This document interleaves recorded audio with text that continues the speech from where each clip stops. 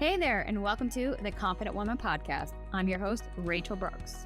Join me as I sit down and chat with co-hosts, friends, and carefully curated guests and talk about all the things that empower you to become your best and most confident self. So, let's get started.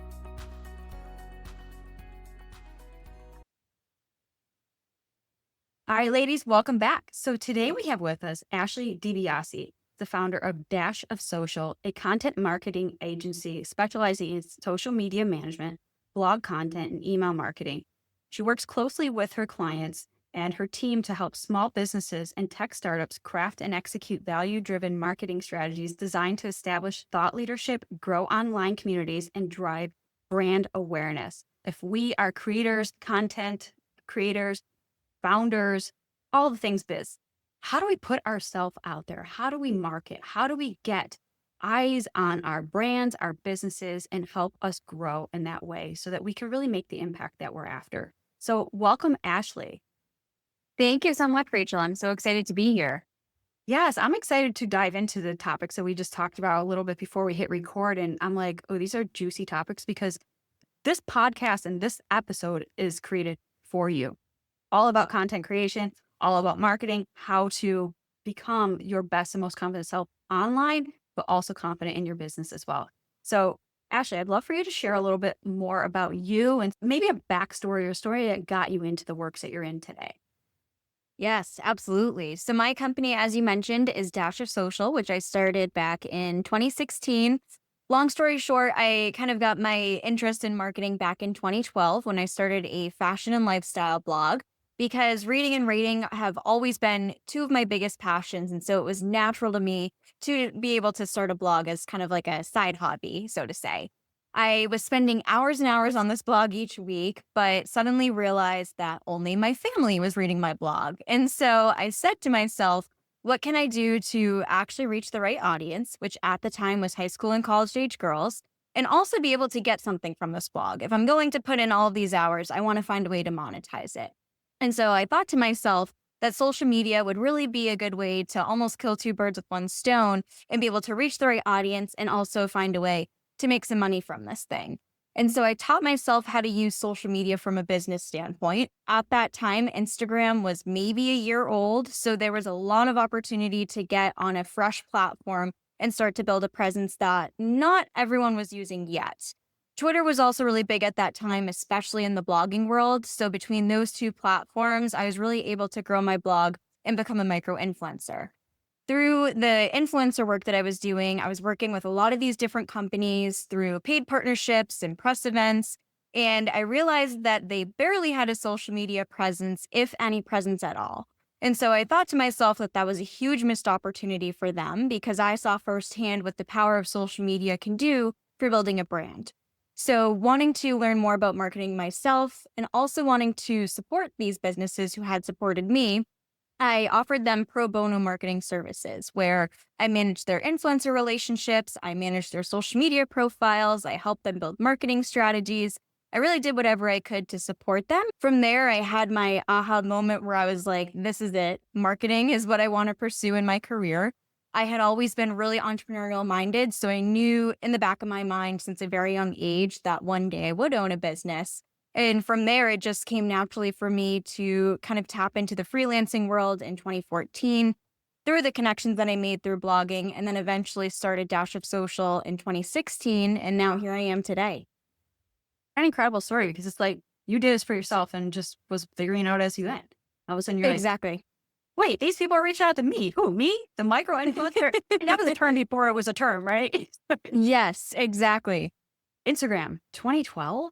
Really? Yeah. It's like the OG blogging days were definitely in 2012 when blogging was at its height. I was actually just talking with someone about this earlier today, and we were talking about how back then being an influencer was really about like having a blog on an actual website and whatnot. But now I feel like influencer marketing has shifted a little bit, where influencers are just focusing on Instagram or just focusing on TikTok and not necessarily having a blog to back it up, so to say. So it's really interesting to think about how things have changed 12, 13 years later. Yes. Oh my gosh, quite a journey. So now obviously you recognize that there was a gap in that space and you saw a need. So now you start helping those other businesses and brands grow their online presence. So I love that. And it's like seeing that need, seeing that niche and growing. And so now you have your agency and this is what you do full time. So this is beautiful. And so kind of what were some of the challenges that not only you were facing, but as you started to grow into helping these new brands? So at the early start of your business, before did you even know it was a business or you were figuring that out too? Yeah, kind of figuring that out too. So I officially started freelancing in 2014, just under my name. And then 2016 is when I was like, you know what? I've been doing this on and off for 2 years now. I should really establish this thing. But I would say, honestly, the biggest challenge that I faced was ageism in the sense that I was young. And so I think oftentimes when we think of ageism, we think of folks in the older generations. But for me, I actually started Dash of Social when I was 19. So technically, when I was freelancing, I was a senior in high school. I was 17 years old when I got my first freelancing client. And so that was a big struggle for me, was just getting people to look past how old I was and instead look at the experience that I had. And even though I was young, I had years of experience at that point building a blog and managing marketing for different businesses. And so that was a struggle to kind of reach the right people who believed in me and trusted the value that I provided, regardless of how old I was at the time. So I would say, which is still a challenge for anyone in marketing to this day, is marketing is always changing. So it's like you feel like you finally understand something or you finally cracked the code and you feel so good about it. And then the next day that no longer works. Or the next day an update rolls out and you have to really change gears. And so being able to be adaptable to that, I think, is a really important quality to have in this space because things are always going to get thrown in all these different directions. And you really need to be able to move quickly in order to continue with the growth trajectory that you're on. Right. And I love that you brought up the constant change. 'Cause I think that that's one of the pain points that we always hear in our community is every time you think you got something to work, all of a sudden it's like crickets. You're like, what changed? And it's always, oh, the algorithm, the algorithm. And it's like, how many times can we just hear the word algorithm and not cringe because it's like we don't know that game. We don't know Mhm. how the algorithms work because we're not the ones designing it. So it feels like a riddle and sometimes a mystery. So I'd love for you to kind of shine some light on that as well because I know that there's individuals that have like cracked the code or pers that's what they say. And then there's individuals who are like, I have no idea how to play this game. So I'm just gonna like post my cats and make my thing, whatever. Like there really is no strategic plan to that. Yeah, exactly. So I would refer back to always looking at your analytics. I mean, things are going to change over time. So that's why it's important to look at your analytics consistently. I would say looking at it monthly. If you were to look at it within a shorter time frame, like a week or 2 weeks, honestly, that's a little bit too low of a data set to get an accurate reading on because things can change so quickly throughout the course of a month that you'll really be able to get a good understanding of what's garnering that traction and really being able to see what works well. I think it's also important to not be afraid to do something unique, do something that you haven't done before, step outside of your comfort zone. I mean, of course, there is that quote that to not reinvent the wheel. Like if something's working, of course, can continue doing it. But how do you know that there's not something out there that's going to work better for you if you don't try it? So, any idea that you would like to try that could potentially bring in something to help you get more traction, I think is helpful. And I also think a way to kind of help boost some engagement within this algorithm is also collaborating with other individuals. Instagram and also Facebook has the option to add a collaborator to a post that helps you to get seen in front of their audience and vice versa. But even doing things like this, a podcast or doing a joint webinar or anything like that, where you can cross promote one another if you share similar audiences, is huge for being able to increase your traction. That's great tips. And obviously, like we do that with the podcast, but for those that are, let's just say, kind of the spectrum, if we're just starting out, what are some tips and strategies that you can get to get your account? And are we specifically talking about LinkedIn or Instagram or which platform would you? I'd say this could apply to both, but I would say for anyone starting out, honestly, humanize your content. I think that it can be a little bit nerve wracking if you're not very camera friendly, like if you're a little bit hesitant to show your face on camera. It can be nerve wracking to suddenly start posting photos of yourself and taking videos of yourself. But with all of the clients that we work with, regardless of what their business is or regardless of what industry they're in, anytime we post a piece of content that shows the founder, someone from their team, or whoever it might be, that content always excels in performance compared to a stock image or compared to a quote or a graphic. Being able to get started showing your face and showing people who you are, what you do, and how you can help them is a really easy way to get more engagement on your content. Yes, I do agree on that. And we see so many different styles of content creation, especially on Instagram, from theme pages to only reels to a mix to the carousels to the static photos to stories. And it could just really feel like this, like, oh my gosh, there's so much to unpack, especially with Instagram. What would some tips and advice be for those who are kind of like, what do I do? Where do I go? Like, I think feeling very lost and overwhelmed here, right? Yes, exactly. So one thing I would say is to ditch the perfectionism that you might be tempted to do. I'd say a few years ago, you'd go to someone's Instagram profile and you'd see the perfectly curated feed with the really pretty, like alternating colors of graphics and these super polished photos. I think that people were so focused on making things really pretty and perfect that it kind of like makes you lose focus of what social media is really for, and that's being social. I think when you let go of those expectations and post the authentic images or get vulnerable with your audience through your copy or find ways to connect with other people, that's when you're really going to make a difference. I mean, the biggest thing for me was when I started Dash of Social, as I mentioned, I was in college, so I was very open about the fact that I was a young business owner and I was always talking about the challenges that came with that. And I found that that vulnerability is what attracted people to me because they're like, I might not be in that struggle specifically myself, but I am in other struggles too. And I feel like we can relate on that. And so, any way that you can find an opportunity to relate to someone else, that is what's really going to draw them to you. And that's what's going to make them want to hit the like button or leave a comment on your content. How do you differentiate your brand from somebody else doing the same tactics, right? Yeah. So I always say that it relates to your processes. You may have someone else within your industry who offers the same services as you do, but no one's going to offer them in the exact same way with workflows and processes and systems. And so I think it's important to be vocal about that, be vocal about how you do the work that you do, be vocal about what makes you the best choice for working with a company. Really being transparent about that stuff, I think will help to differentiate you from other people within the industry. But of course, I'm also a very big advocate for community over competition and knowing that there's plenty of business to go around for everyone and being able to support one another is really what it's all about. Right. And that's at the core of anything in business, but also in social media. It's like you said, being social and connecting and building those relationships with the individuals. Because if we're in the business to be in business, it's about building that know, like, and trustability. So it's like, how do we do that? Well, as Ashley said, you humanize yourself. You got to be human. Let me rephrase this question because sometimes you can see on social media all these memes and just funnies and reels and all these things that seems to take a lot of content. Like people are sharing those more for the entertainment side of it. I hear about like content creation, there's entertainment, education, and there's another E on there. How do you still convey the authenticity? How do you create vulnerable storytelling? How do you connect with the individual on Instagram when that person might be just scrolling because they're sharing funnies and that's their downtime.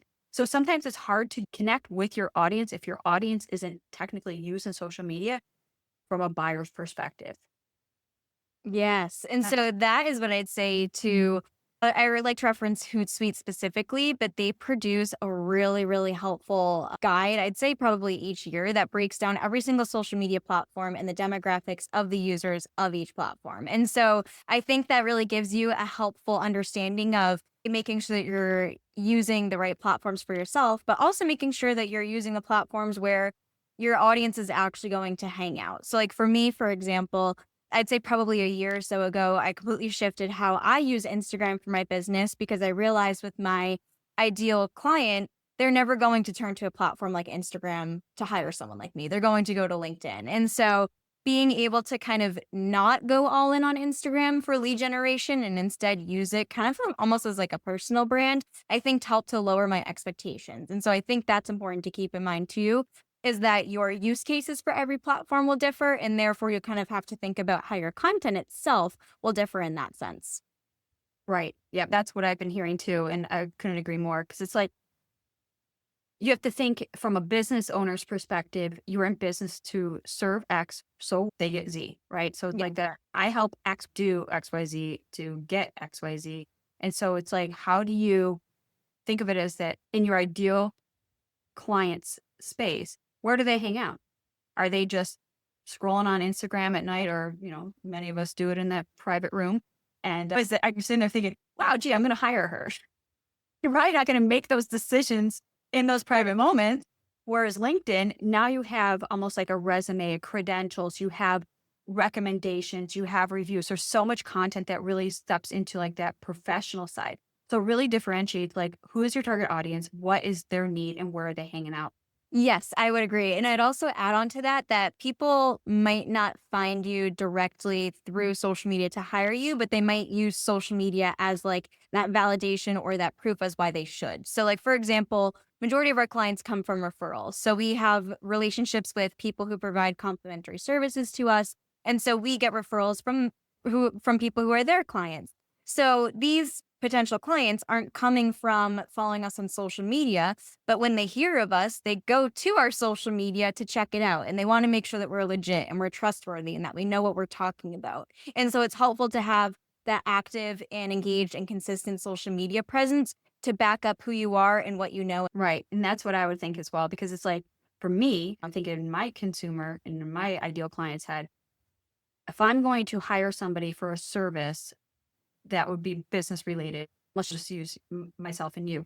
I would go to Ashley's page on LinkedIn because I want to know about her professional experience. And Mhm. then I'm like, oh, Ashley seems like she knows her stuff. I'm probably going to go now to Instagram to go check her out to see a little bit more of her personal, to see if her personal lifestyle, her personalities, the things that align with me and my vision and my values and my business, because I want to know the person behind the scenes. Yes, Yeah. your experiences and your credentials, which are great, but is she the right fit for me? So that's kind of how I've vetted the experiences that I've worked with in the past.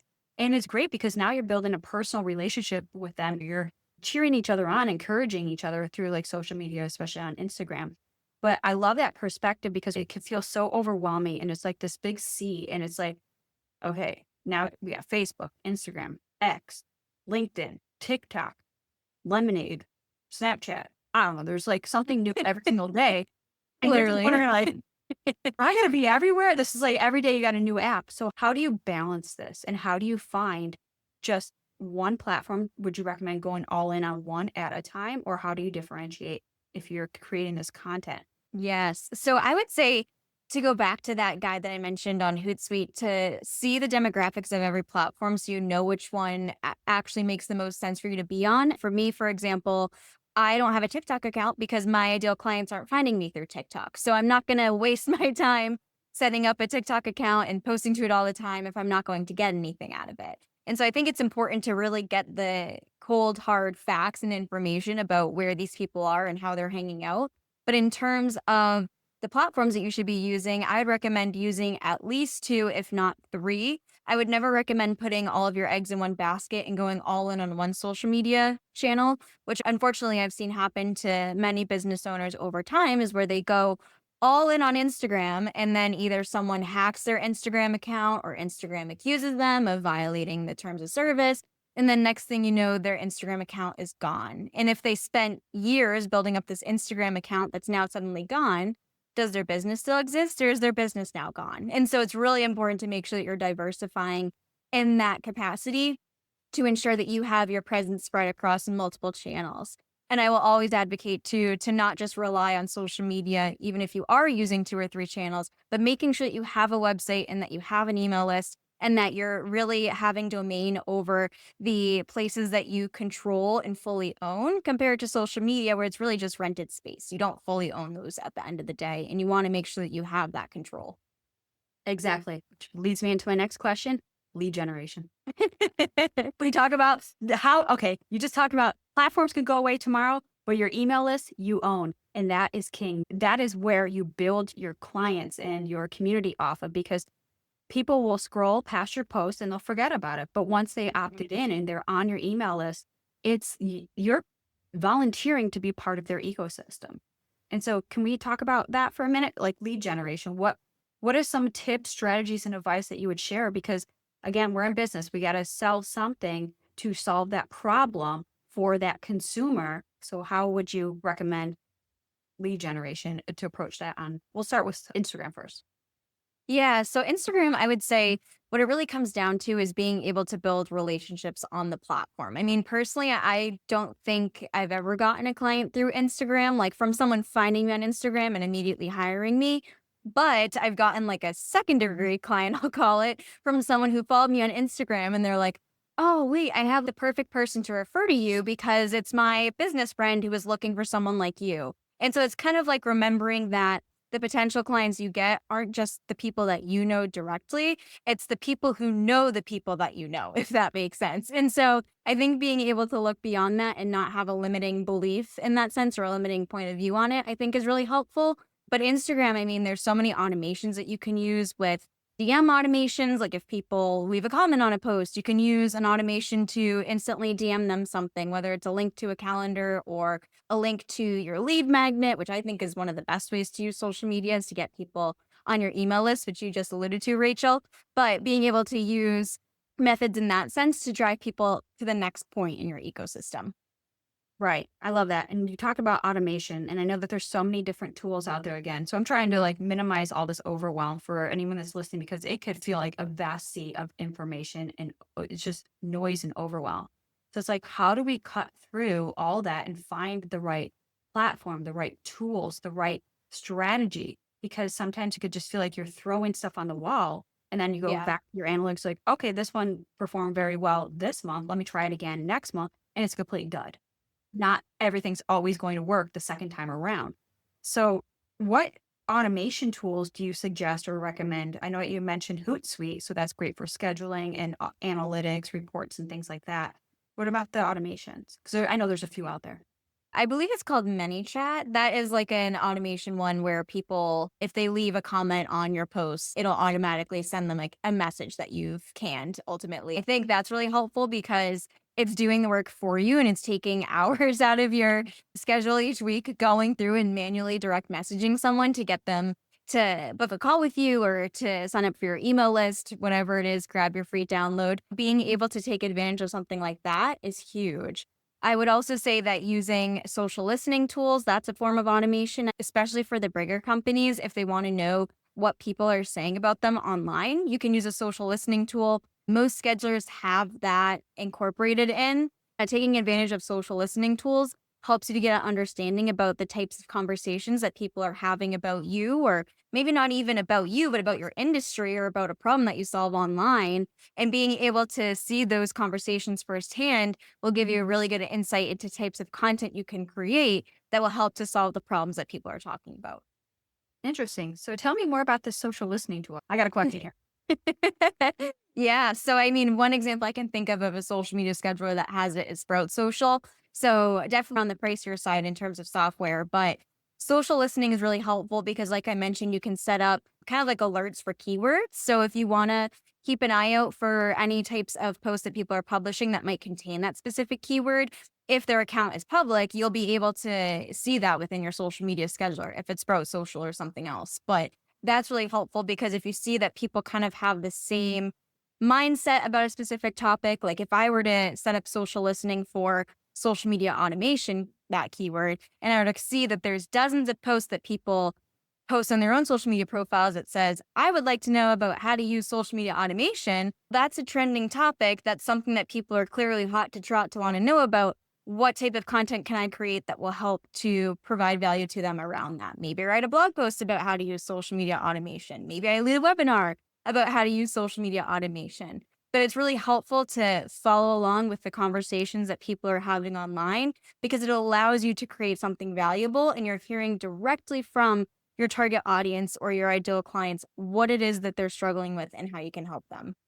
Total sense. And so, when you talk about like finding what your target audience is chatting about in those real time moments. Now, as a creator, you can tackle that and be like, okay, that's in my wheelhouse. So it's about taking that information and personalizing it and putting it out there as you'd said, in an authentic way. So, how to use social media? That could be the question. It could be very formal, very professional, or very informal. It could be very casual. It could be your own take and approach, but you're still hitting that problem with your solution, right? Absolutely. Yeah. Yes. So I love that. I love that you brought that up because I think, what we hear is, but how? I don't talk that way, or I don't teach that way. I don't lead that way. And it's like, you have your own style and your own method. How can you take that same talked about thing and put a spin on it that feels authentic to you? So love that you brought that up. Okay. So next question. We got stories, we got reels, we got carousels, we got posts, we got all the things. What do you create? How do you know what to create? And I guess I know that you said goes back to your analytics, but so we're still talking about somebody who's just starting out. How do you know? Do you have to keep waiting it out month one, month two, month three? So to fast track this, how can you know what is performing on Instagram, for example? Yeah, so I would say in terms of the differentiators between stories and static posts slash reels, or really anything that goes in the feed, I would say that stories are really great for the behind the scenes. So like kind of the quick fleeting moments that don't necessarily need to live on your feed permanently, but still give an insight into who you are as a business owner and a person. Because really what it comes down to is that people do business with people and they want to feel like they know you, because once they know you, they like you. Once they like you, they trust you. And once they trust you, they buy from you. And so, as an example, to break that down on my own Instagram account, or I should say Dasha Social's Instagram account, all of our feed posts, whether it's static or reels, all has to do with marketing. So whether we talk about social media tips, blog tips, whatever it might be, all the posts that go in the feed have something to do with marketing advice. On the stories, however, I feel like that's really a great way to be fun with things and to show behind the scenes, to show what your personality is like, and really be able to open up the opportunity for one-to-one conversations. So for example, with stories, I am an avid reader. And so I post every single book that I've read to my Instagram story. And that is without a doubt the content that has garnered the most amount of DMs to me, because people are like, oh my gosh, I read that book and loved it. Or like, oh, this has been on my to be read pile forever. And I'm so glad to hear that you loved it. I think it kind of helps to open up conversations. And sure, that has absolutely nothing to do with marketing, but it shows who I am as a person. And if people feel like they have common ground with you and that they feel like they can relate to you as a person and that they like you, which is what you mentioned earlier, like if people felt like they can get along with you, then that's what's going to want to make them do business with you. And so it's kind of getting creative with that type of content of just showing who you are really. Yes, I love that. Taking the viewer behind the scenes, getting to know a little bit more about you. So, like your business, like you just said, is marketing. So, if I were to go to your marketing handle, I'd be like, okay, it's marketing, but I want to know who I'm getting into business with. And so, this is a great opportunity. It's kind of the back door to get into, like, you want to know more about me as a person? Come check out my stories. Let's engage. Let's have conversation. So, that's how I always think of stories, is like, it's just an invitation to connect. Yes, absolutely. And it's a great way to do that because even though I love sharing the books that I'm reading, it wouldn't really make sense to post every book that I'm reading to my feed because that would cause confusion. But showing it in the stories is a great way to open up a conversation and find common ground with people, which is really what helps you to end up having that business relationship with them in the future. Exactly. All right. So, let's move on to LinkedIn. That is great. So those listening, please go back and listen to everything that we just talked about, because that was specifically for Instagram.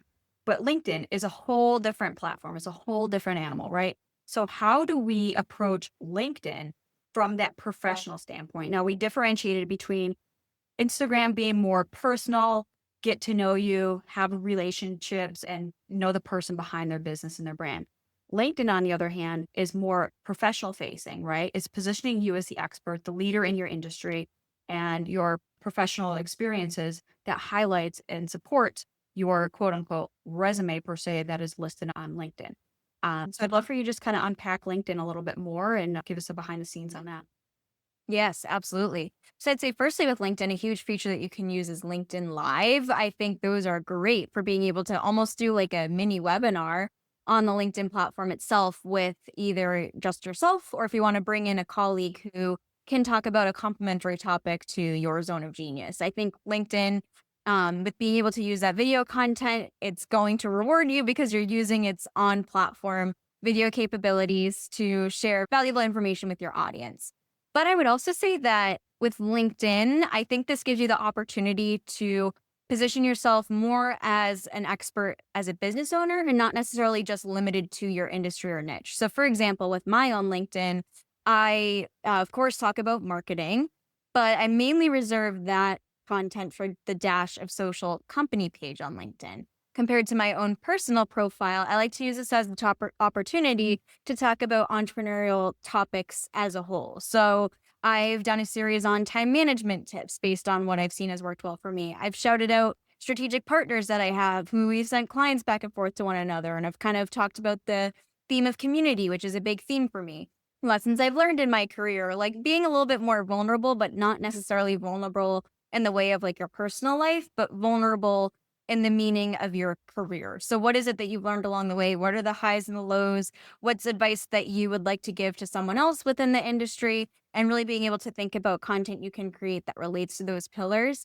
And I personally find that that type of content outperforms the marketing content, but it kind of goes back to the ideology that I shared on Instagram, where with sharing the books that I'm reading to my Instagram stories, where even though the books have absolutely nothing to do with marketing, it puts my name at the forefront of someone's mind. And so it's the same thing with LinkedIn. If someone reads a great tip that I'm sharing that has nothing to do with marketing, but is more so about owning a business, they're going to remember that and they're going to remember me. And then when they think of marketing, they think, oh, yeah, that's actually DiBiase. Let me reach out to her. Right. I love that. Yeah. And I've taken advantage of LinkedIn Live. We did a series not too long ago, and it was incredible because it's like, it's just like you said, it's hosting almost like a webinar. It's almost like what we're doing here on this podcast. We're having Hmm. connection, and now we're inviting people behind the scenes with us to engage in real time. And it's also equivalent to Facebook Live, which I feel is yesterday's news. People still do, but it's like you want to go to learn. And I feel like LinkedIn Live has become a hybrid of Facebook Live plus YouTube. So you get the Hmm. live trainings, you get the live questions. And so you're learning from those industry experts and leaders in those spaces. So I think that that's really cool. So now there's LinkedIn, they do have stories. Is that something they're rolling out with now? I haven't seen Yeah. any stories as it is obviously as it used to be. Yeah. I honestly haven't used it either. And same with LinkedIn has some features that I think that they're trying to copy from Meta that's just not crossing over well, like LinkedIn groups.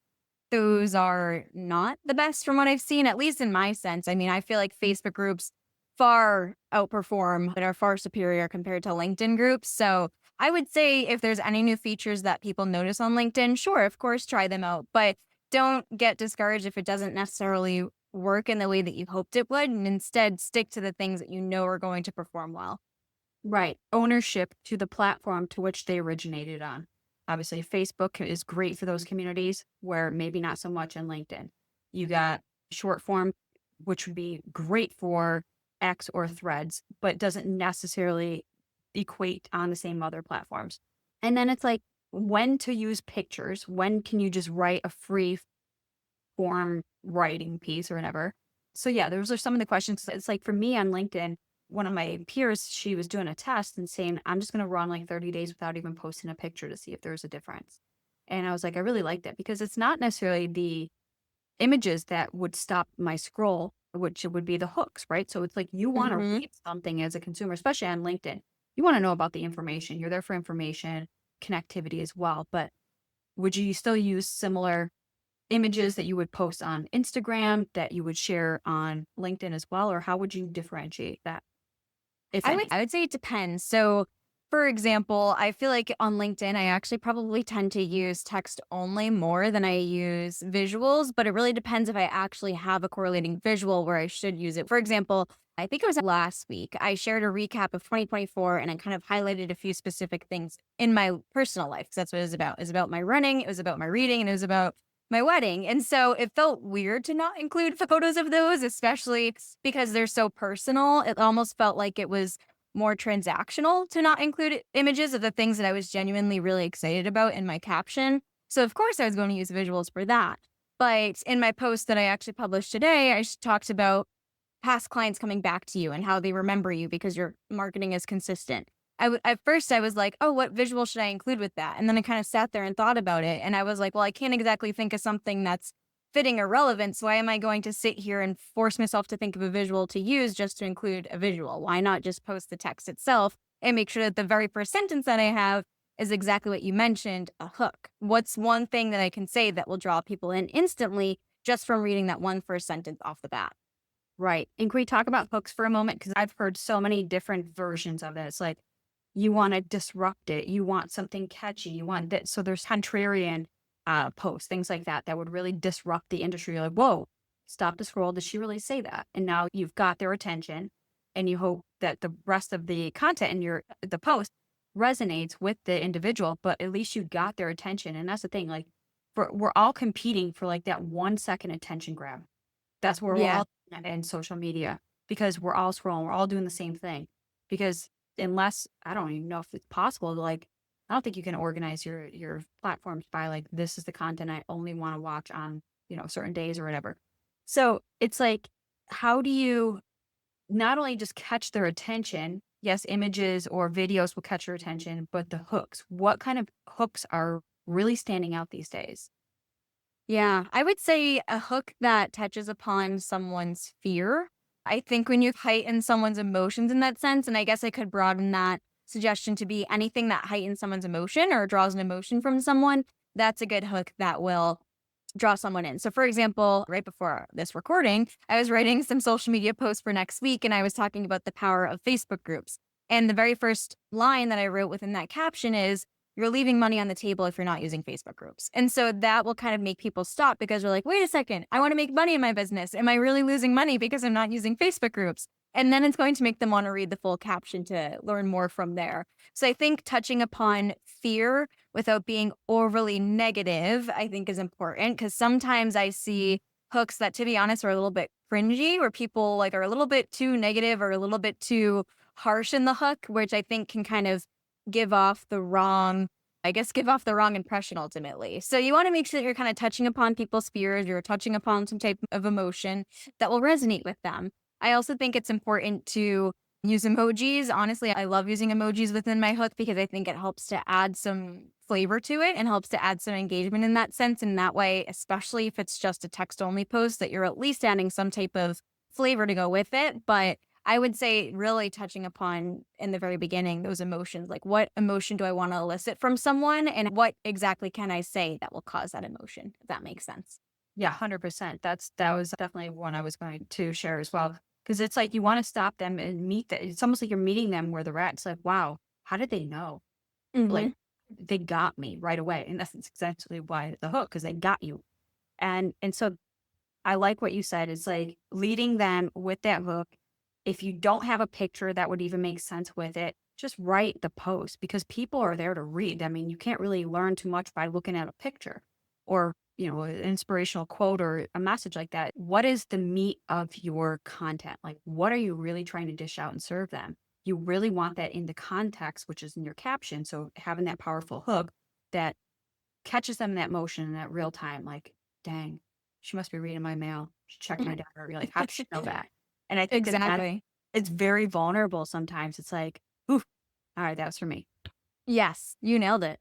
Yep. Oh, I love that. I love hooks. And sometimes, honestly, I struggle with them because it's like I got so much I want to say, but it's like, how do I put the hook out there that's so catchy when the caption is the heaviest thing that I want to share? So, Yeah. yeah, it's still work in progress, but we're getting there. All right. So we've unpacked Instagram. We've unpacked LinkedIn. Is there anything that we missed that you're like, oh my gosh, your listeners definitely need to know this because this is what's happening?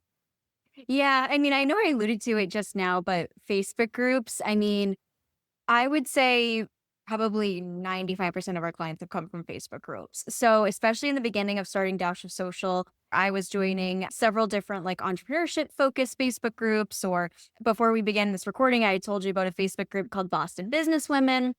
And that Facebook group alone is how I got majority of our clients in the very beginning of our business, because it's business owners who are going to that group because they're looking to hire someone and they need recommendations of who to hire. And so when they go to a Facebook group like that and they say, I'm looking for someone to manage my social media, who do you recommend?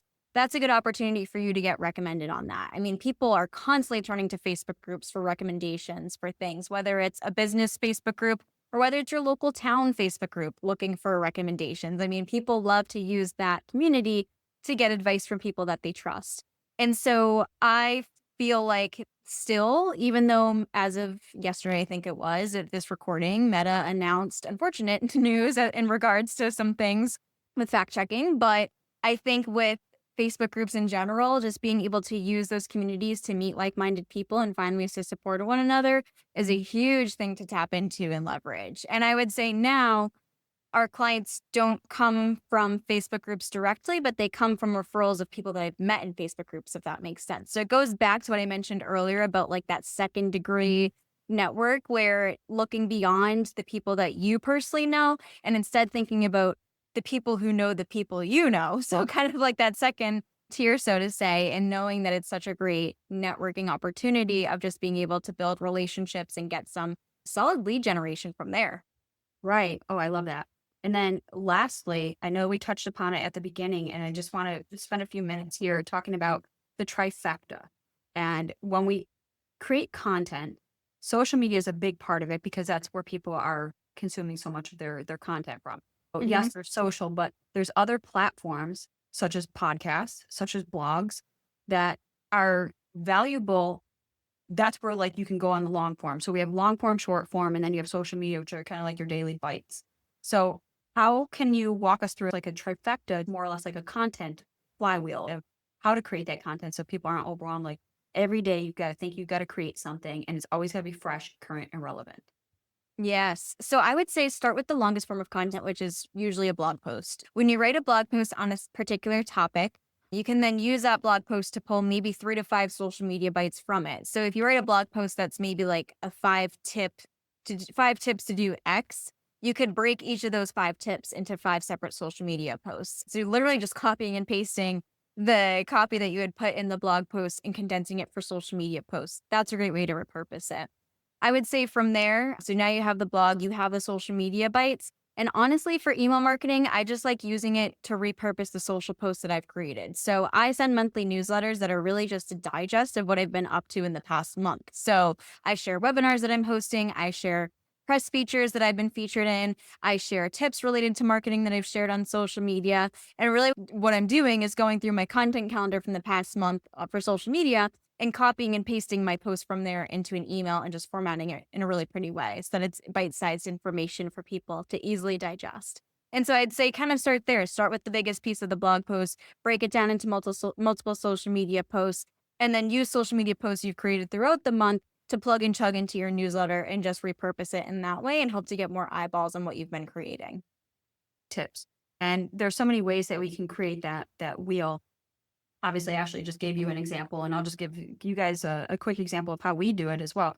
So we take the podcast, long form, it's like roughly 30 to 40-minute podcast. We convert that, we take the transcript, and now that's long form written content. We take the meat of the conversation, create a newsletter around it, and then we put the newsletter out as a second form of long form. So now you have a listening form, and then you have the newsletter. And from the newsletter, you can create the blog, and then we create the social media pieces. So it's all about creating a content cycle that is sustainable. And that's, I think, is the most important piece of all of this Yes. conversation. You're not trying to reinvent the wheel. You're not trying to create something fresh every single day and put that pressure on you. It's about doing the activity that takes the longest and most depth in the work in the heart of your business and your brand, which for me, for example, is this podcast. For Ashley, it might be that blog. But what is something that you can produce every single week that feels consistent, doable, manageable, and also deliverable? I think those are important pieces to really take into context as well. Because I know what it feels like to be burned out, having to create all this and not having a system, not knowing where to go. And I remember those days early on. It's just like you just throw spaghetti on the wall and hopefully something sticks. And you're like, wow, somebody caught that noodle. Great. I'm going to post it again next month. You're like, oh, that was a dud. And so now it leaves you just discouraged because it's like you didn't really have a game plan. So you just shared all kinds of tips, strategies. I think I bombarded Ashley with a million questions. Like, wow, I wasn't prepared for this. We got so much unpacked. And I hope that those listening go back and listen to this episode on repeat because the questions, the value, the information, and I think what is probably the best nugget of all this is that this isn't something that's going to change overnight. So this is a timely process. This is going to stick with you. If you listen to this episode 6 months from now, a year from now, the processes are still the same because we don't talk about the ever changing algorithms. It's about creating content that feels in alignment and congruent with you as a person, a brand, a business, or a movement. And I think that Ashley has hit the nail on the head with so many of these questions. And really, obviously, if you can't tell, she knows her stuff. So if you're in the market to look for somebody to help you with all of your content and the scheduling and all that stuff, this is what Ashley does. So Ashley, I'd love for you to share with our listeners how they can get in touch with you. What is your preferred platform or platforms? And of course, we'll put all the links in the show notes. Yes, absolutely. Thank you again, Rachel, for having me. This was so much fun. I would be happy to connect with anyone to chat. You can feel free to go to my website, which is dashofsocial.com. All of my links to social media are in the footer of that site for you to click through from there. In terms of my favorite place, I would say, and this is going to be very controversial, but I still love Twitter/X. And I feel like that's because since I started my marketing career there, it's like I'm always going to have a deep love for it. And like any social media platform, you can curate your own algorithm. So if you're able to kind of curate the type of content you want to see, it's going to be a good fit. So I would say that. And I'd also say Instagram, just because I feel like it's where I've made a lot of my business friends, and having people in your community who get it is so important. And I love all of the support that I receive and all of the support that I'm able to give as well. So make sure to connect with Ashley. And if today's episode resonates, be sure to let her know because this is, she poured her heart out here. And I hope that I came with all the questions prepared. And if there wasn't one that I didn't ask, which was many, reach out to Ashley. I'm sure that she would be an open book here to address and answer any of your questions. So Ashley, thank you so much for being our guest today. And before we wrap up, I want to invite you to take what you've heard today and go even deeper. If you're ready to drop the pressure of perfect and start showing up as your most confident, authentic self in business and in life, grab your copy of Chasing Perfection plus the bonus bundle. You'll get the tools, strategies, and encouragement to let go of what's holding you back so you can fully step into who you're created to be. Click the link in the show notes below to get started. Hey there, thank you so much for joining me on today's episode of the Confident Woman Podcast. If you enjoyed today's episode as much as I did, please be sure to like, subscribe, and leave us a review. Thanks again for listening.